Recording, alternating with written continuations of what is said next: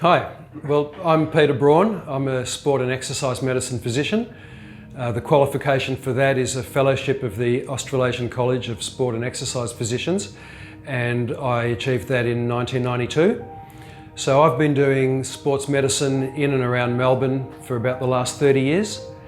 And in 2012 I started Peak Sports Medicine, and last year, mid-2018, all the practitioners from Peak Sports Medicine moved across here to join forces with Absolute Health and Performance.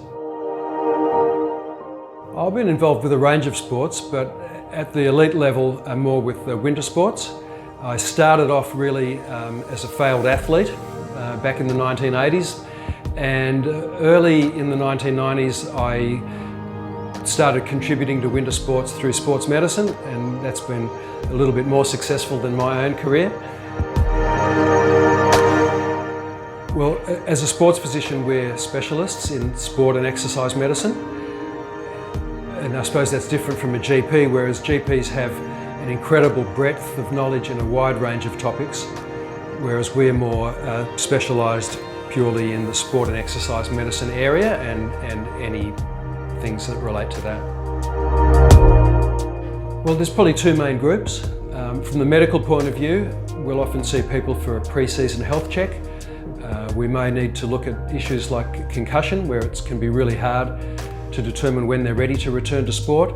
Other medical things are like a tired athlete who's not responding to training, and we'll look at there's various factors that can be involved there. The bulk of our work is usually musculoskeletal complaints, and they can be recent injuries or long-standing injuries.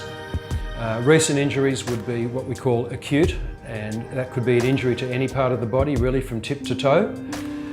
More long-standing injuries, things that have been going for more than 6 weeks, we call them chronic injuries, and that would usually be tendon problems like Achilles tendons, plantar fascia, shoulder rotator cuff problems, or osteoarthritis, often the knee or the hip.